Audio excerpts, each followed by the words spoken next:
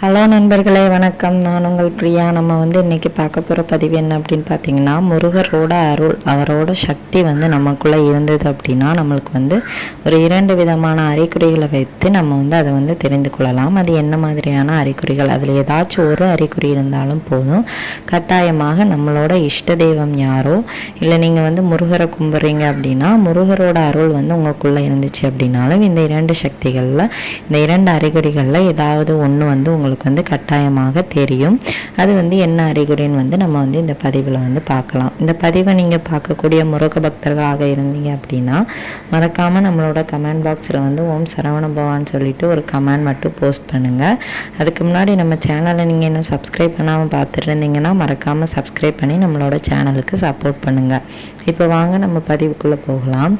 So Murugar கடவுளாக இருந்தாலும் சரி, மற்ற எந்த கடவுளாக இருந்தாலும் சரி, நம்ம அவங்கள உணரும் போது மட்டும்தான் நம்மளால் அந்த சக்தியை நம்மளால் உணர முடியும். அவங்கள கடவுள் நம்ம கூட இருக்கிறார், நம்மளுக்கு துணையாக இருக்கிறாருங்கிறத நம்மளால் உணர முடிந்தால் மட்டும்தான் நம்ம அந்த இறைசக்தியை நம்புவோம். ஒரு சில பேர் நம்ப மாட்டாங்க. அப்படி நம்பாமல் இருந்து நீங்கள் சாமி கும்பிட்டாலும் படத்தை வச்சு பூஜைகள் பண்ணாலும் அது வெறும் கல்லும் படமும் மட்டும்தான். அது தெய்வ சக்தியாக உங்களுக்கு என்றைக்குமே தெரியாது.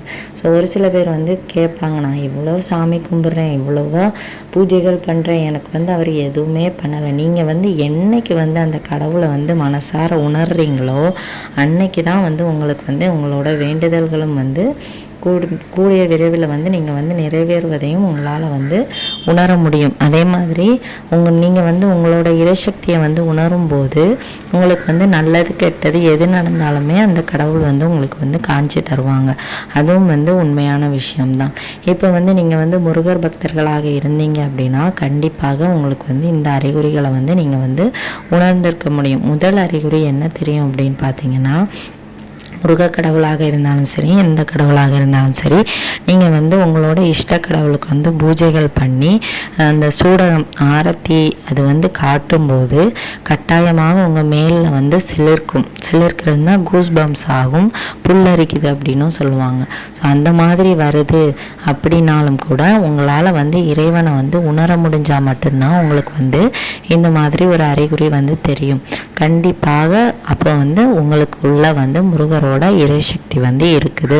முருகர் உங்கள் கூட இருக்கிறார், உங்களுக்கு துணையாக இருக்கிறார். உங்களை யாராலையும் எதுவும் செய்ய முடியாது. அவர் உங்களுக்கு எந்த கெடுதல் வந்தாலும் அவர் உங்களை காப்பாற்றுவார். இந்த புல்லரிக்கிறது நீங்கள் இந்த தீபாராதனை காட்டும்போது மட்டும்தான் வருமானு கிடையாது. நீங்கள் இப்போ கோயிலுக்கு போயிருக்கீங்க, அங்கே போய் கடவுளை பார்க்குறீங்க, முருகரை பார்க்குறீங்க அப்படின்னாலும் உங்களுக்கு இந்த விஷயம் நடக்கும். அதே மாதிரி வீட்டில் திடீர்னு நீங்கள் முருகர் படத்தை பார்க்குறீங்க, இல்லை முருகர் சம்மந்தமாக ஏதாவது பார்க்குறீங்க அப்படின்னாலும், ஒரு படம் பார்த்தீங்க அப்படின்னாலும் உங்களுக்கு அந்த புல்லரிக்கும். ஸோ அந்த மாதிரி வரும்போது உங்களுக்கு முருகரோட இறைசக்தி அதிகமாக இருப்பதை நீங்கள் உணர முடியும். நீங்கள் உள்ளார முருகனை நம்பும் போது தான் உங்களுக்கு இந்த ஒரு நிகழ்வு நடக்கும். அது ரொம்ப நேரம் உங்களுக்கு இருக்காது. ரொம்ப நேரம் இருந்தது அப்படின்னா நம்ம ஹாஸ்பிட்டல் தான் போகணும். இது ஒரு நிமிஷம் கூட நம்மளால் தொடர்ந்து அதை பார்க்க முடியாது. இப்போ முருகரை பற்றி யாராவது உங்கள்கிட்ட கதை சொன்னாலும் கூட, இல்லை நீங்கள் இந்த பதிவை பார்க்குறீங்கனாலும் கூட உங்களுக்கு மேலே சிலிர்க்கும். ஸோ அந்த மாதிரி இருக்கும்போது உங்களால் முருகரை உணர முடியுது. உங்களுக்குள்ளும் முருகர் இருக்கிறார். அதை நீங்கள் மனப்பூர்வமாக 100% நம்பலாம். இரண்டாவது அறிகுறியாக என்ன தெரியும் அப்படின்னு பார்த்தீங்கன்னா, நீங்கள் முருகர்கிட்ட ஏதாவது வேண்டுதல் வைக்கும் போதோ, இல்லை அவரோட படங்களை பார்க்கும்போதோ, இல்லை அவரோட கோவிலுக்கு செல்லும் போதோ, வேண்டுதல்கள் வைக்கும்போதோ உங்களோட கண்களில் இருந்து கண்ணீர் வருவது உங்களுக்குள்ளே இறைசக்தி இருக்கிறத உணர்த்துவதற்காகத்தான் வரும். இப்போ ஒரு சில பேர் சாமி கும்பிடும்போது அழுவாங்க. ஒரு சில பேர் அவங்களோட கஷ்டத்தை சொல்லி அழுவாங்க. அது இறைசக்தி கிடையாது. அப்படி நம்ம கஷ்டத்தை சொல்லி அழும்போது கண்டிப்பாக அது நிறைவேறுவதற்கு நிறைய நாட்கள் ஆகும் அப்படின்னு சொல்லப்படுது. நீங்கள் கோவிலுக்குள்ளே போய் நான் மனசார ஒன்று பார்த்துட்டேன், எனக்கு அதுவே பெரிய விஷயம்னு நினச்சி அந்த கடவுளை பார்த்ததுனால உங்களால் ஒரு ஆனந்த கண்ணீர் வரும் பார்த்தீங்களா, அந்த கண்ணீரை தான் நம்ம வந்து சொல்கிறோம். இல்லை நீங்கள் வந்து ஒரு வீட்டில் வந்து பூஜைகள் கொடுக்குறீங்க, இல்லை பிரசாதம் படைத்து பூஜைகள் பண்ணுறீங்க, உங்களுக்கு மனசு நிறைவாக நிறைஞ்சி ஒரு கண்ணீர் வரும். உங்களுக்கு ஒரு நல்ல விஷயம் நடந்திருக்கு அப்படின்னாலும் உங்களுக்கு வந்து கடவுளை நினைக்கும் போது கண்ணீர் வருது அப்படின்னா கண்டிப்பாக முருகப்பெருமான் வந்து உங்களோட இருக்கிறார். இந்த 2 அறிகுறிகளில் வந்து ஏதாவது ஒரு அறிகுறி வந்து உங்களுக்கு வந்து தெரியுது அப்படின்னாலும் கட்டாயமாக முருகப்பெருமான் வந்து உங்கள் கூட இருப்பதை வந்து உங்களால் வந்து உணர முடியுது. முருகப்பெருமான் வந்து 100% வந்து உங்கள் கூட தான் இருக்கிறாருங்கிறதுக்கான முக்கியமான 2 அறிகுறிகள் இதுதான்.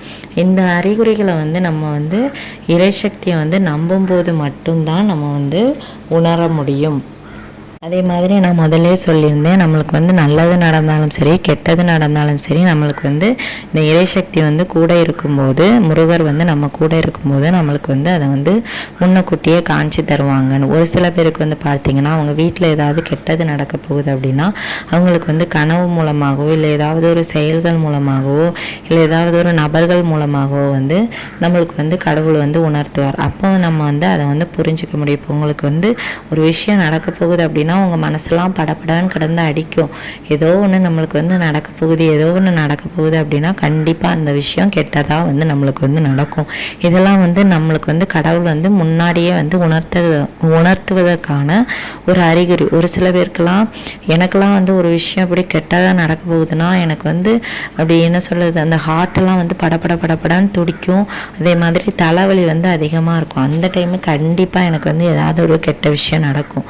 ஸோ அப்போ நான் வந்து அந்த டைம் வந்து எனக்கு வந்து அது வந்து தோணாது. அந்த விஷயம் நடந்து முடிஞ்சதுக்கு அப்புறமா நான் வந்து நினச்சி பார்ப்பேன், நம்மளுக்கு அப்போ இதுக்கு வேண்டி தான் கடவுள் வந்து நம்மளுக்கு வந்து சொல்கிறதுக்கு வேண்டி தான் இந்த மாதிரி ஒரு அறிகுறியை வந்து நம்மளுக்கு வந்து தந்திருக்காங்க. நம்ம வந்து அப்போ வந்து அதை வந்து தெரியாமல் இருந்திருக்கோம் அப்படின்னு. நான் இதோட 2-3 விஷயங்கள்ல அதே மாதிரி நான் வந்து அனுபவப்பட்டிருக்கேன். அதே மாதிரி உங்களோட லைஃப்லேயும் வந்து எந்த மாதிரி உங்களுக்கு வந்து முன் அனுபவங்கள் வந்து இருக்குதுங்கிறதையும் வந்து நீங்கள் வந்து ஷேர் பண்ணுங்கள். அப்புறம் வந்து நல்ல விஷயம் நடக்க போகுது அப்படின்னாலும் நம்மளுக்கு வந்து ஏதாவது ஒரு விஷயம் மூலமாக கடவுள் வந்து கண்டிப்பாக காமிச்சு தருவாங்க. கெட்டது நடக்க போகுதுன்னா கண்டிப்பாக அதுலேருந்து நம்மளை வந்து தடுக்க பார்ப்பாங்க. அப்படியே தடுக்க முடியலை அப்படின்னா அது வந்து நம்மளோட விதியின் வசம், கடவுளால் கூட நம்மளை வந்து காப்பாற்ற முடியாதுன்னு நம்ம நினச்சிக்க வேண்டியதான். நம்மளுக்கு அந்த விஷயம் நடந்தே தீரும்னு இருந்தது அப்படின்னா கண்டிப்பாக கடவுளே தடுத்தாலும் அது வந்து நடந்தே தான் தீரும். என்னதான் விதியே வந்து மதியால் வந்து வெல்ல முடியும்னு சொன்னாலும் ஒரு சில விதியை வந்து கடவுளால் கூட நம்மளால் வந்து காப்பாற்ற முடியாது. இப்போ வந்து விதியே மதியால் வெல்ல முடியும் அப்படின்னு நான் சொன்னது, இப்போ நீங்கள் வந்து ஏதாவது ஒரு விஷயம் வந்து உங்களுக்கு வந்து நடக்கணும், ஒரு விஷயத்தில் வந்து நீங்கள் வந்து தொடர்ந்து தோல்வியை வந்து சந்திச்சுட்டே இருக்கிறீங்க. அப்போ வந்து நீங்கள் வந்து முருகர்கிட்ட வேண்டுதல் வச்சு அந்த விஷயத்தை வந்து மறுபடியும் செஞ்சுட்டே இருந்தீங்க அப்படின்னா கண்டிப்பாக அது வந்து ஒரு நாள் வந்து உங்களுக்கு வந்து சக்ஸஸ் ஆகும். ஸோ அதை தான் வந்து நம்ம வந்து விதியை வந்து மதியால் வந்து வெல்ல முடியும் அப்படின்னு வந்து சொல்கிறோம். ஒரு சில விதியை வந்து கடவுளால் கூட வெல்ல முடியாது. இப்போ ஒருத்தர் வந்து இறந்து போயிடுவாங்க, உடம்பு சரியில்லாமல் இருக்கிறாங்க, ரொம்ப இதாகிட்டாங்க, அப்போ அவங்களால வந்து நம்மளால் காப்பாற்ற முடியாது அப்படின்னா அந்த இறக்கக்கூடிய அந்த விதியை வந்து கடவுளால் கூட காப்பாற்ற முடியாது. அவங்களுக்கு டைம் முடியும் போது அவங்கவுங்க போய் தான் ஆகணும். ஸோ இதெல்லாம் வந்து நம்ம வந்து என்னைக்கு உணர்கிறோமோ அன்னைக்கு தான் வந்து இறைவனையும் நம்ம மனசாரையும் கண்ணார வந்து நம்ம வந்து பார்க்குறது கஷ்டம். ஒருவேளை நம்ம கனவுல வந்து காட்சி தரலாம், இல்லாவது ஏதாவது மனுஷங்க ரூபமாக வந்து இறைவன் வந்து நம்மளுக்கு வந்து காட்சி தரலாம். ஸோ இதெல்லாம் வந்து நம்மளுக்கு வந்து நடக்கணும் அப்படின்னா முதல்ல வந்து நம்ம விதியை வந்து எப்படின்னு வந்து தெரிஞ்சுக்கணும். நம்மளுக்கு வந்து ஒரு விஷயம் நடக்குது அப்படின்னாலும் நடக்கலை அப்படின்னாலும் நல்லதாக இருந்தாலும் கெட்டதாக இருந்தாலும் எல்லாத்துக்கும் காரணம் இறைவன் தான்ங்கிறத வந்து நீங்கள் வந்து உணர்ந்தீங்க அப்படின்னாலே கண்டிப்பாக உங்களோட வாழ்க்கை வந்து மாறும். நம் சொந்த கடவுளாகிய கந்த கடவுள் நம் அனைவரையுமே காப்பாற்றுவார். இந்த வீடியோவின் பதிவு வந்து உங்களுக்கு உபயோகமாக இருக்கும்னு நினைக்கிறேன்.